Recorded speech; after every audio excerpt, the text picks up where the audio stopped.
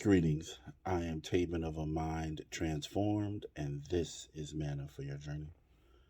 Have you ever talked to someone, church attender, Christian, who says or has indicated that they won't receive from a certain person because of what they know about how that person lives, or because they know of something going on in that person's life, or they know of something they did years ago that they didn't like?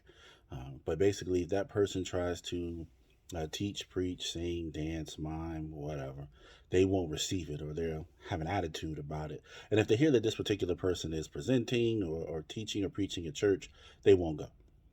Right? You probably, I'm not saying it's you, unless it's you, or you've known if you heard somebody like that. Basically, we're qualifying who God can use to speak to us, which, when you really think about it, is comical, because we could have people in our lives that we admire, that we grant permission to speak into our life, that we receive their teaching or their words of impartation or their prayer or whatever they may be doing.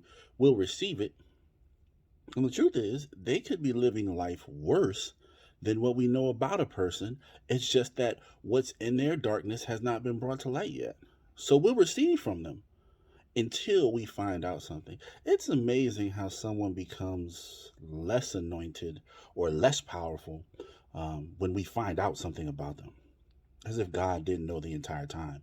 And if they had the anointing last month, living however they were living, and they have it this month, living however they were living, it's clear that God is still using them.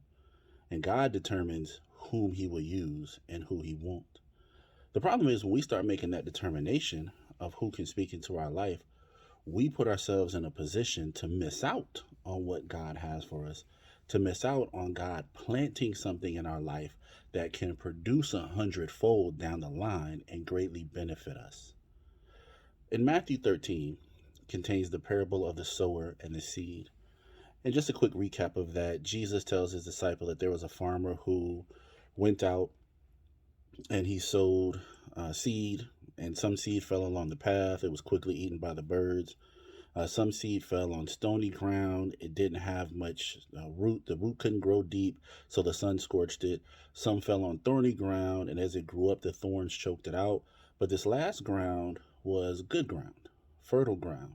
And the seed fell, was planted in the ground, and it grew. Some seed produced 30, some 60, some 100-fold. It's interesting that parable gives us a couple of things to unpack, but most importantly, the farmer is not the problem. Jesus doesn't tell us it was a good farmer that went out and he was very good at his craft and he could plant seed very well, and he planted seed and it grew. Or there was another farmer and he wasn't good at what he was doing. He couldn't plant well, so the seed he planted didn't work.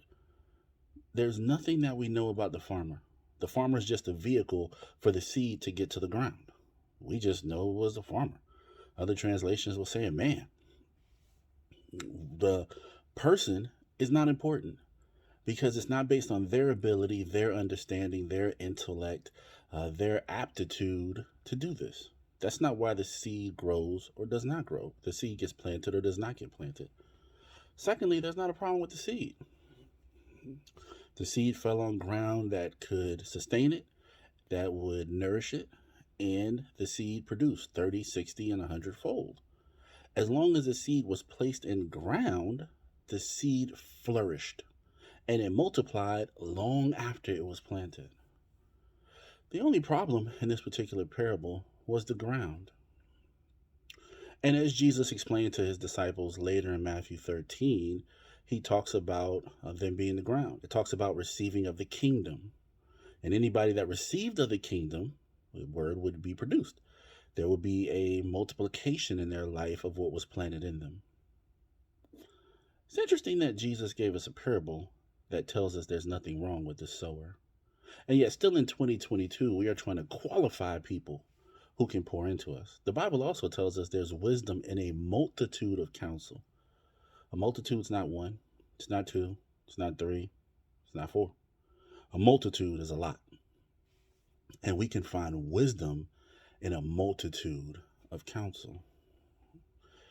But the interesting thing is, if you read the beginning of Matthew 23, Jesus tells his disciples The Pharisees sit in the seat of Moses.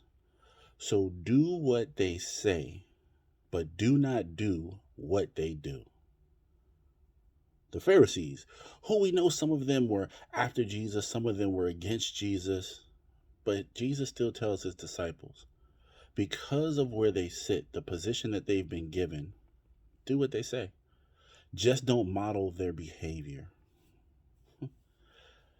If there's anybody that God is going to speak through, whether we like how they live or not, we can take what they say to allow the seed to be planted. We just don't have to model their behavior. We should constantly be in pursuit of hearing from God, no matter the source used. Well, that's all I have for you today. Again, I'm Tabin of a Mind Transformed, and this has been Manna for your journey. Be blessed.